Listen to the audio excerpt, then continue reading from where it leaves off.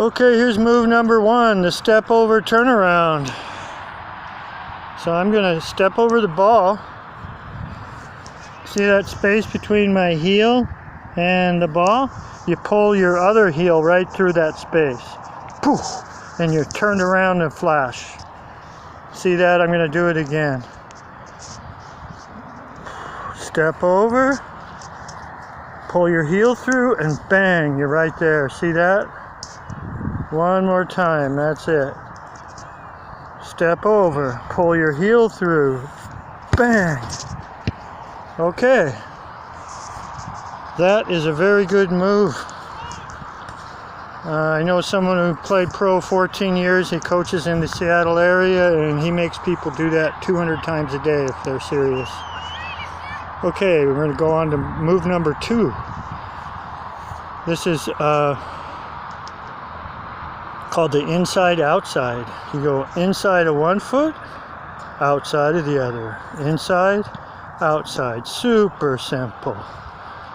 Or you go the other way. See that? Every step the ball is on your foot, and you're either going to the right or to the left. And do this without looking at the ball. Keep your head up, look around, but use your peripheral vision to know where the ball is. If you can keep your head up and not look at the ball and do something simple like this, nobody can get you. You'll see him coming and you just go the other way. Get out of danger. When you're running down the field, you can use this kind of a crab motion. Be going down the field, then go the other way. And then you can incorporate a step over, you know, inside, outside, inside, step over, go the other way. This is a very good move. And remember, don't look at the ball. Just keep it in your peripheral. Keep your eyes up, looking at the field and the players. Okay.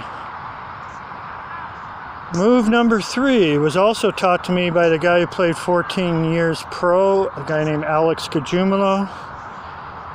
And he says when you dribble, you step down.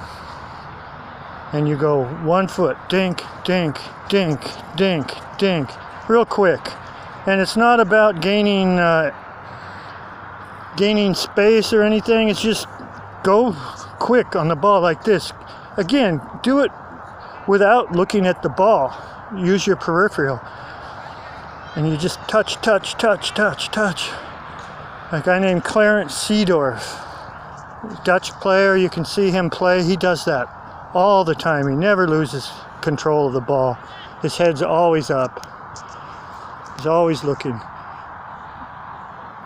And a little bit more about this. If, when you dribble, you pull up with your foot, the ball's going to roll away. See that? Rolls away. If you push down each time, it comes back to you. It keeps, when you step down, you put backspin and it comes back to you. It's important to know that. When you trap the ball, you can also put a little, just step down a little bit and it comes to a dead stop. Just give it a little nudge down, you know. Here, I'll try to. Just give it a little nudge. And then the ball will stop dead. Same when you pull it out of the air. Give it a little downward chop. And you can pull it out of the air really nice. Okay, here's another move. Call this the Zoli move. Alex Cajumalo also taught this. There's a Hungarian player I know. He does this all the time. Basically, you start with a George Best. You go over the ball sideways, drop your shoulder, get over there, get the guy to go that way. or you can go to the right, doesn't matter. Drop your shoulder. Okay, so let's go to the left and do this move. You go over, and now I'm got my body weight to the left, and now you kind of go like this. I don't know how to explain. You kind of roll it over like that. See that? Okay, so boom, boom. See that? And now your right foot. I'm using my left foot now. Roll it over, and you get your right foot cocked, ready to go, and you hit it while it's rolling to the other side. And there's no way anybody can stop this. When you hit it with your right foot, you go like this way, and while it's rolling, whoops, sorry, I was filming. When you go like this, now hit it while it's rolling to the other side. Oh, somebody just kicked a ball over here. Okay, I'm going to try to do this one better than I was doing. To the left, pull your weight over, roll it over, hit it. While the ball is being, I guess you call it to scoot it over like that.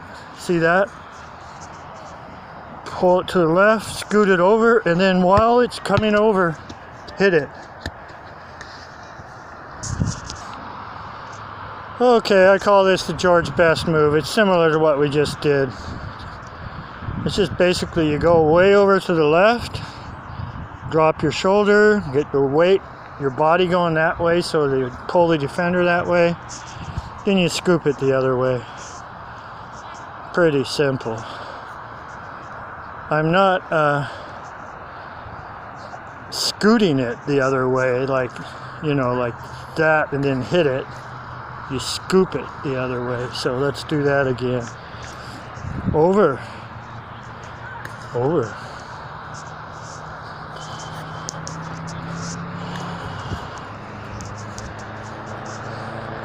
Okay, that's too simple, really.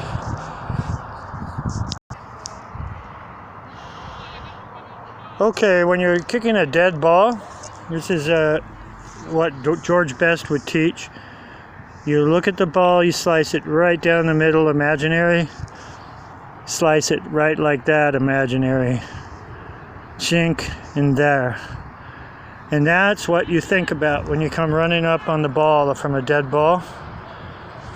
Is that it's like a crosshatch, like sighting something with a gun sight.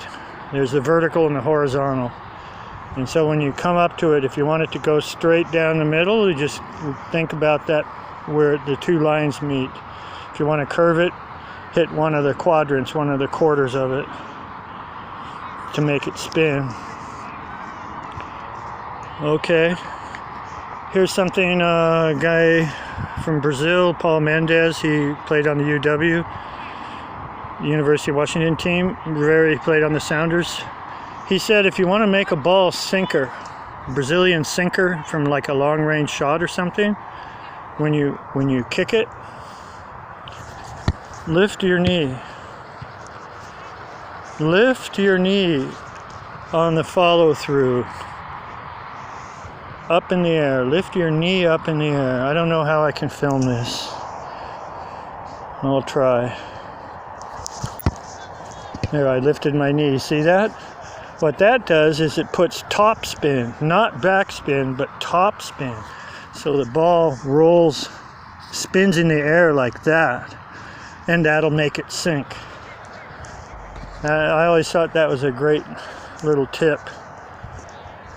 Try it again.